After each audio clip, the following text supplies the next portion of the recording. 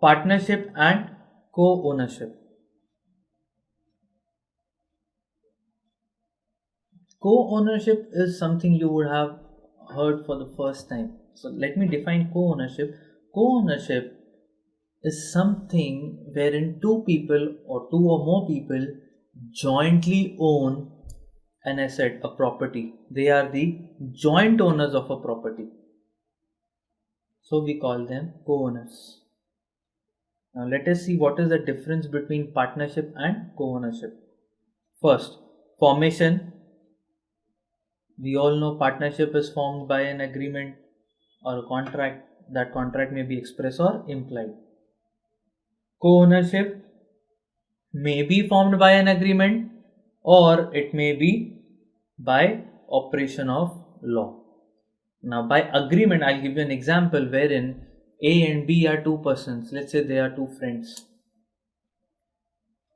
and they purchase a flat together for rupees 10 lakhs. So they become co-owners of the flat. So this co-ownership is by agreement. They both agreed to be co-owners. Now the second example is of inheritance. Let X and Y, there are two persons, X and Y, they are brothers. Okay, now Z was their father who died. Now they get the property of their father. Let's say the property they got is a shop. Now this shop will get inherited by both X and Y. So they'll become co-owners. But they became co-owners by inheritance and not by an agreement. So co-ownership can be by agreement, can be by inheritance also. Implied agency. In partnership there is agency, there is mutual agency, whereas in co-ownership there is no mutual agency. I'll again repeat, mutual agency is a distinctive feature of partnership. It is present only in partnership. Nature of interest. Partners are interested in sharing of profits or losses of the business, whereas co-owners are not necessarily concerned with profits. They are more concerned with the ownership, the asset, the property. Next, transfer of ownership. Ownership in a firm prima facie cannot be transferred. However, it may be done with the consent of all the partners. All the partners, if they agree together to sell a property, only then can the asset be sold. One or two partners cannot sell the asset of the firm. However, in co-ownership, asset may be sold without the consent of other co-owners. Limit on number. Again, minimum 2 people are required for partnership and maximum as may be prescribed in the Companies Act. For co-ownership, there is no limit. Minimum, you need 2 people. Minimum here also it's 2, but maximum there is no limit. Next, distinguish is between partnership and club. We all know what clubs are. Clubs are those centers where we go for change of mood, recreation, refreshment. Okay, we've seen many clubs wherein you go for dancing and DJs, you go for food, you go for beverages. There are other clubs wherein you go to play games. There are clubs, we've seen casinos. Casinos in India anyway are not legally allowed, but in the state of Goa they are allowed. So these are the clubs that we've seen. There are many clubs wherein there are gyms and there are sports facilities you go. So those are the recreational clubs we are talking about. So what is the difference between partnership and club? First, the objective of partnership is profit, whereas the objective of a club is not the profit, it's the service of the people. It's for social benefit. It's the welfare of the people. How is the relationship between the members? The members are partners, they are agents and principals of each other. Here, the members are called as members only. There's no agency relationship. Do the partners have interest in the partnership property? Yes, partners have interest in the partnership property because they are the owners. Do the members have any interest in the property of the club? No, they do not have any interest here. They just come, they subscribe to the membership and enjoy the facilities of the club. Like you take membership in Bombay Gymkhana or Parsi Gymkhana. So you become a member there, and then you can go to the gym, go to the swimming pool, and enjoy the sports facilities like tennis or cricket or whatever facilities they have. So members are not interested in the property, whereas partners have a vested interest in the property. They are the owners of that property. Dissolution. Change in partner affects the existence.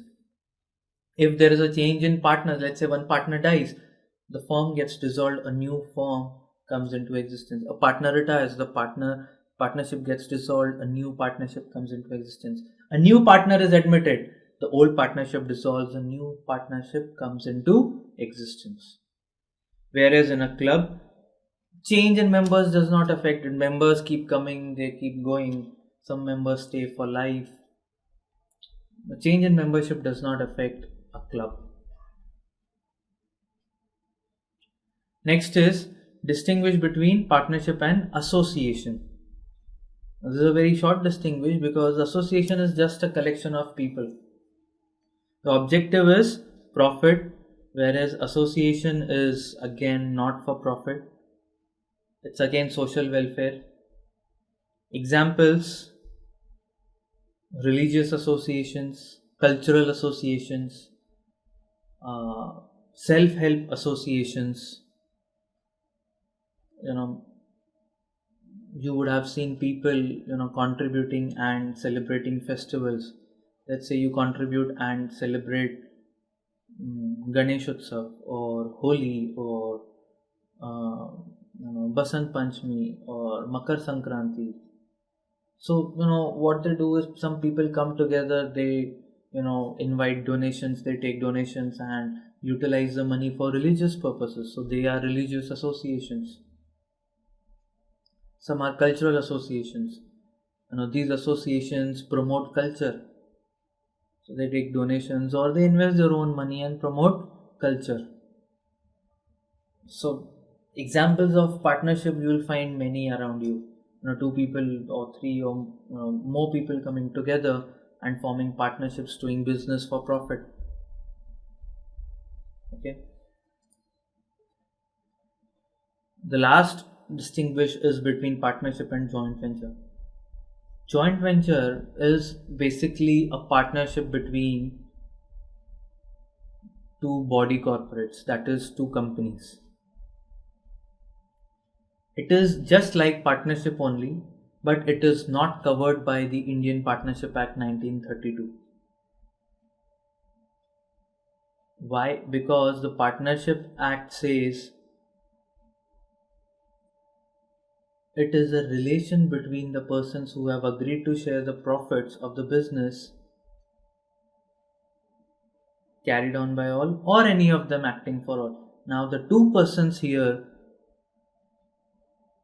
may be two companies. Two companies are two persons.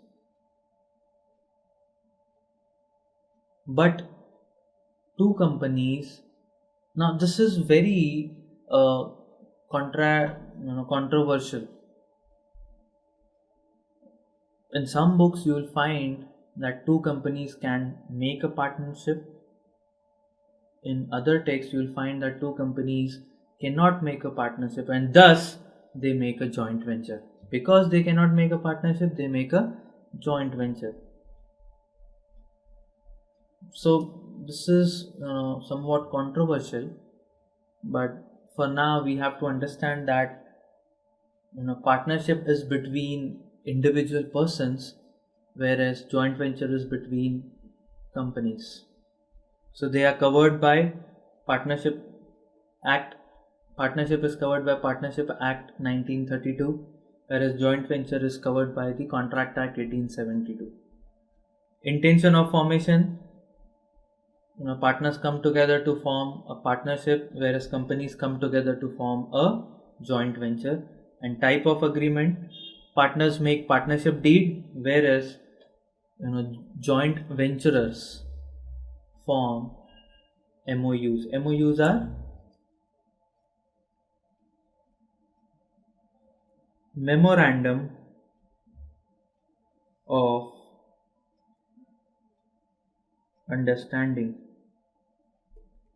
So it is just like an agreement, but it is not given the name of an agreement. Only the nomenclature is different, otherwise it is an agreement only. But it is called as Memorandum of Understanding or MOU. So this was about the features of partnership and how it is different from other forms of organization.